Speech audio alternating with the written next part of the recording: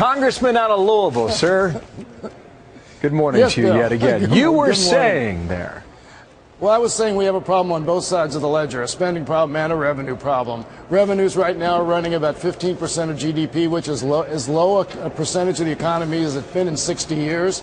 We have lower revenues today than we did in 2008.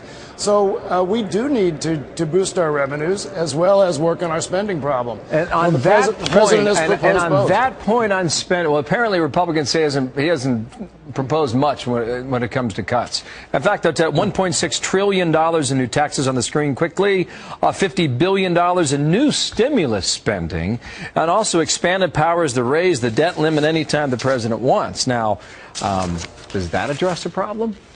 Well, I mean, it would address the problem. So would the fiscal cliff would address the deficit problem. I mean, it's a $5.5 trillion fix to the deficit. Just nobody wants it to happen. You know, the interesting thing about the president's proposal, I disagree with the stimulus spending being included. I support stimulus spending, but that's kind of an extraneous issue right now. The cliff is basically the expiration of the tax rates and the across-the-board spending cuts of about 9% across defense and all domestic spending. That's the fiscal cliff. We shouldn't be dealing with other issues that are long-term in order to avert the cliff, as it were. That's the immediate crisis. We have long-term situations we have to deal with. You know when lawmakers get a little bit of rope, you know, when they get some time to think about it and they push it off to the next year, it never gets done. And this budget proposal, there are many who wonder whether or not even Democrats could support it. Because the last budget that came from the White House went to the Senate, it went 98-0 against it. No one voted for it. Well, that was kind of a tricky parliamentary issue as well. But, you know, I do take issue with one thing, the idea that we haven't dealt with entitlements. You know, we had 2 years that we debated, or a year and a half, we debated Medicare. We made significant changes in Medicare. We just had a campaign in which Republicans, including Governor Romney, time after time after time, charged that we had cut $716 billion in spending out of Medicare.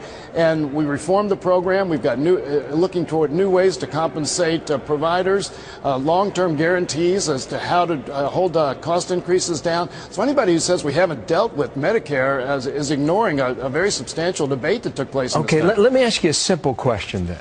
Sure. Do you believe that we can tax our way out of this? No, I don't believe we can tax our way out of it. And no Democrat has ever proposed that. All we're saying is it has to be a balanced approach. And when revenues are down to the lowest point they've been in 60 years, corporate profits, we just saw in the third quarter, all-time record. Over the last couple of years, 93% of all the income growth in the country has gone to the top 1%.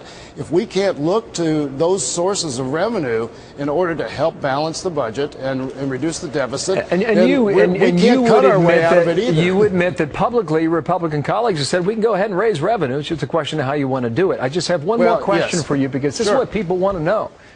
December starts this weekend. How far apart are these two sides? Are you even close?